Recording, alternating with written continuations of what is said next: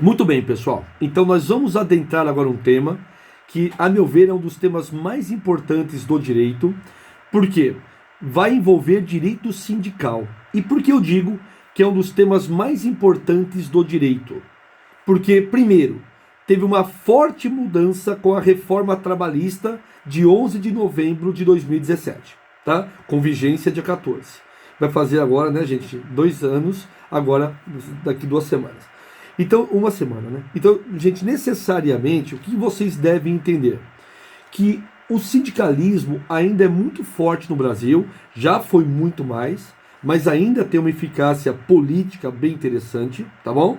Segundo, cai na prova da OAB, normalmente uma questão costuma cair sim na OAB de sindicato.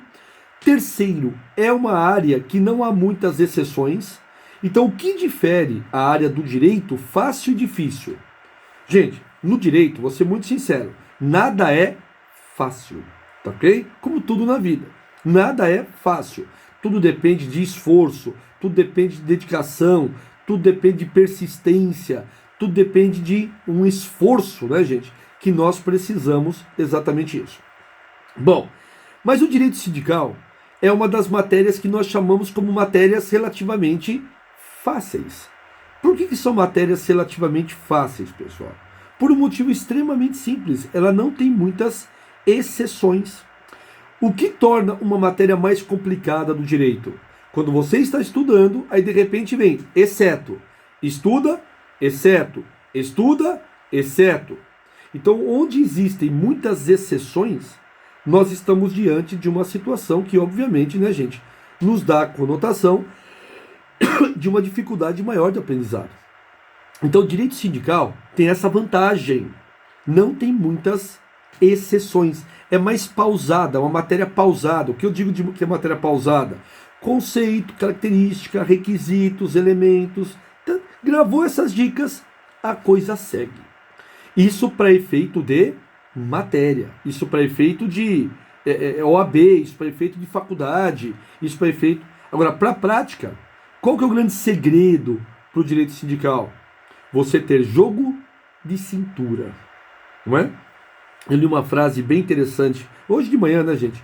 Uma frase bem interessante. Eu gosto de começar meu dia lendo frases, né, gente? Ou ouvindo uma música boa, ou lendo frases ou um texto bom, não é?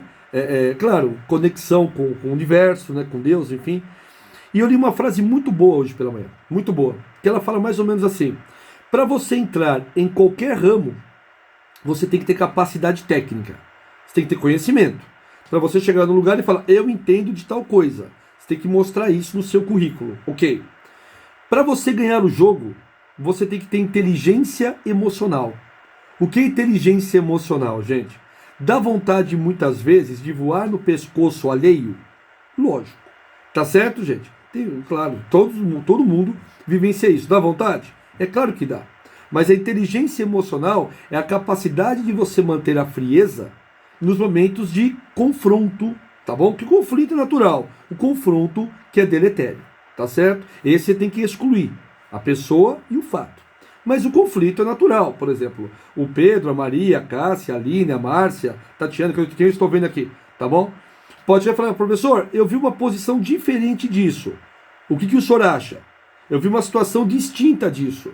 O que o senhor acha? Né? Olha, a minha visão é esta. Gente, uma forma educada, uma forma tranquila de você passar a informação de uma forma serena e muito, né? Muito, vamos dizer assim, de uma forma muito educada e saudável. Bom o crescimento para todos. Então, para você se manter numa empresa, você tem que ter essa inteligência emocional. E aí você ganha o jogo. Mas para ganhar o campeonato, aí termina a frase. Para ganhar o campeonato, você necessariamente tem que ter a capacidade de adaptação. Então olha só que interessante, gente. Para entrar no jogo, você tem que ter capacidade técnica. Para ganhar o jogo, você tem que ter inteligência emocional. E para ganhar o campeonato, você tem que ter capacidade de adaptação. Interessante, uma frase muito boa, tá certo? O que seria a capacidade de adaptação, gente? Veja, eu particularmente eu já gravo aulas desde 2003, 2004. Então eu tenho uma certa afinidade né, gente? Uma certa tranquilidade com as câmeras. Agora, tinha professores que era aquele tradicionalzão, só, né, giz e aluno, giz e aluno. E eu estou vendo dois tipos de profissionais desse sentido agora. Um que não se adapta de jeito nenhum, trava, não dá nada certo para ele não gosta disso, tá certo? E o outro, né, que também é no tradicional, mas está se aperfeiçoando. E é muito admirável a gente ver isso, pessoal. Então essa pessoa, ela continua na corporação, ela continua no grupo, porque ela está com dificuldade, mas está se adaptando. Então, olha só que interessante. Então, o direito sindical, ele exige muito esta adaptação, pessoal. Exige de sobremaneira esta adaptação. Então, isso é muito importante ressaltar a todos aqui, tá bom? Bom, base legal do direito sindical. Vamos começar com a Constituição, tá certo? Base legal, gente, é o artigo 8º ao 11º. 8º ao 11º da Constituição. Já peço a gentileza de que vocês anotem esses artigos para leitura posterior, tudo bem? 8º ao 11º, tudo bem? Bom, primeira coisa, vamos falar de um conceito de sindicato. Vamos lá, gente? Conceito de sindicato.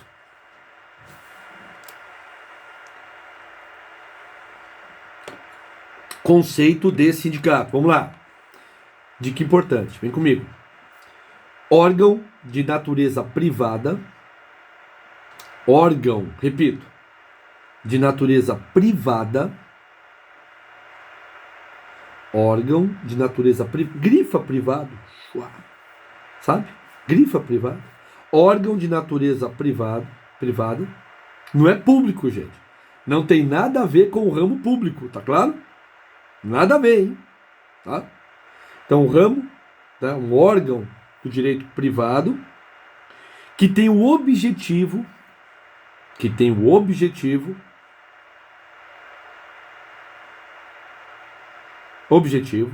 de representar uma categoria,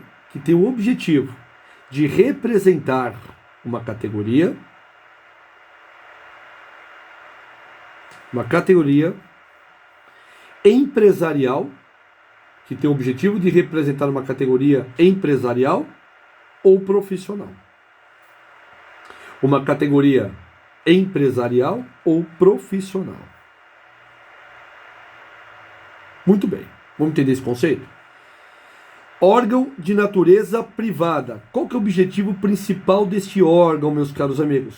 O principal objetivo desse órgão é fazer a representatividade de uma determinada categoria. Categoria essa que pode ser o que, gente?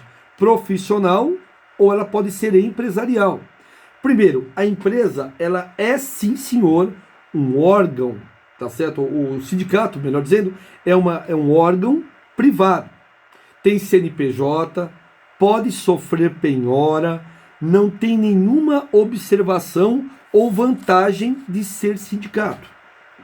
Tudo bem? Gente, sindicato é como se fosse uma organização convencional. Não tem nada demais.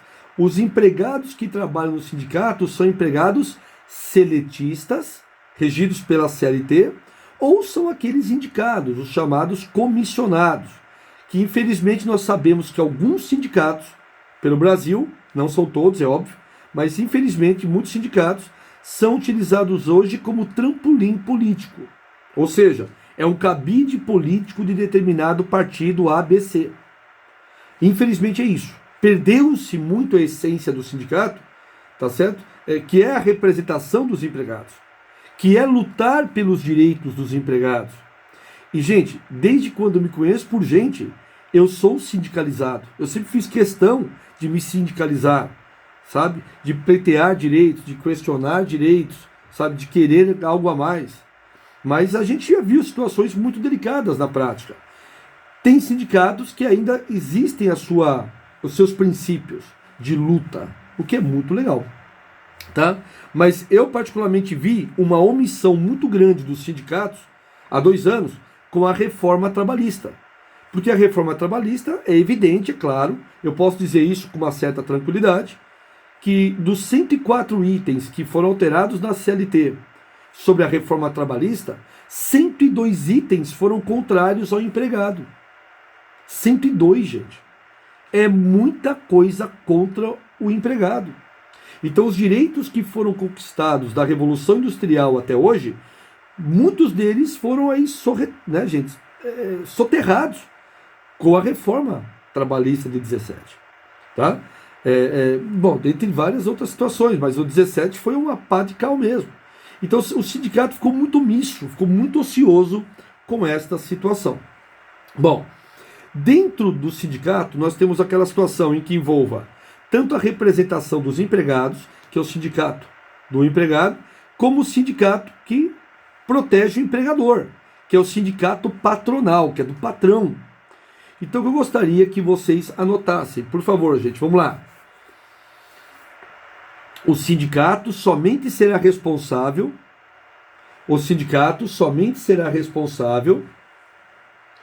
pela categoria. O sindicato somente será responsável pela categoria a qual, repito, pela categoria a qual, somente será responsável pela categoria a qual tem pertinência àquela função. Repito, tem pertinência àquela determinada função. Vou explicar. É que assim cai nas questões, entendeu? O que isso significa? Vamos entender isso. Vejam. Pessoal, eu aqui na faculdade, eu sou um professor. Tudo bem? Eu sou mero professor. Registrado em carteira, tudo certinho, lindo e maravilhoso. Tudo bem. Só que eu, além de ser, eu faço parte do sindicato dos professores, tá? Estado de São Paulo, né, do ensino superior. E eu também sou advogado. E eu faço parte também, pessoal, do quê? Do sindicato dos advogados. E lá exercemos uma função X, tá ok? Eu posso alegar a estabilidade aqui na faculdade por ser um membro do sindicato? A resposta é não. Aqui na faculdade, não. Se eu fosse um advogado, né, o advogado da faculdade, aí eu teria estabilidade.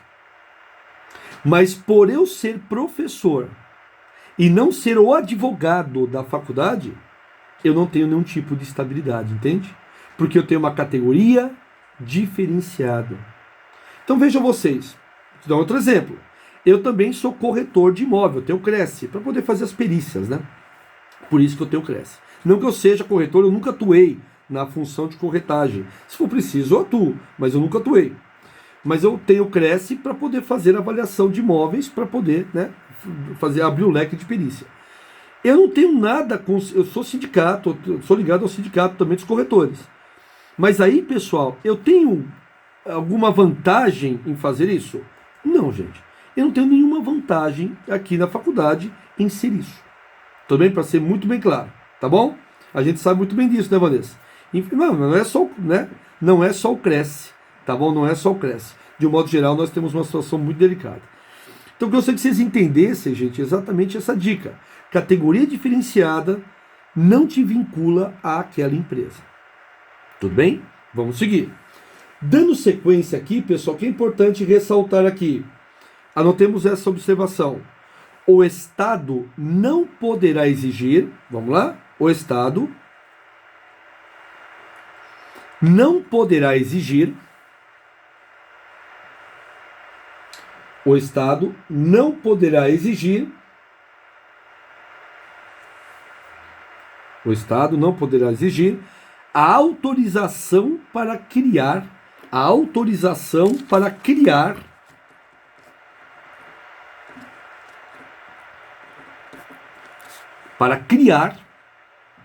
um sindicato, para criar um determinado sindicato. Repito, gente, o Estado não pode exigir a autorização para criar um sindicato. Então, se você ler a seguinte questão que aborde, não é?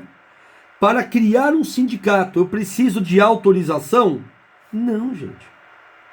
Você não precisa de autorização para criar um sindicato. O que você precisa? Apenas de registro no órgão competente. Vamos notar isso? Para a criação de um sindicato, só é necessário o registro. O registro a um órgão competente. Registro a um órgão competente. Muito bem. E vamos aprofundar o conteúdo. Onde que deverá ser feito esse registro? Onde que é o registro no órgão competente? Fácil demais. São em 2 lugares, pessoal. O registro do sindicato, ele deve ser feito, deve, não é pode, ele deve ser feito em 2 lugares. Primeiro lugar, no cartório de registros de pessoas jurídicas. No cartório de registros de pessoas jurídicas. No cartório. Tudo bem? Como se fosse um nascimento de um filho. Nascimento de uma empresa. Tá bom? No cartório de pessoa jurídica. E também o segundo lugar.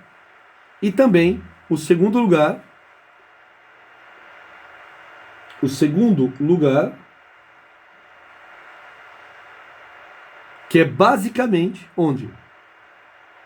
No Ministério do Trabalho. Hoje conhecido como Secretaria do Trabalho. Então são os 2 lugares que nós precisamos ter um sindicato. O registro no cartório e na secretaria. Nos 2 ambientes, nos 2 lugares. Perfeito? Ótimo. Então como essa questão cai em prova? Preciso de autorização para fazer um sindicato? Não. Preciso apenas de registro. Registro onde? No cartório de pessoa jurídica e também, outro sim, né? Na Secretaria do Trabalho, no Ministério do Trabalho. Ótimo. Matamos o primeiro ponto aqui.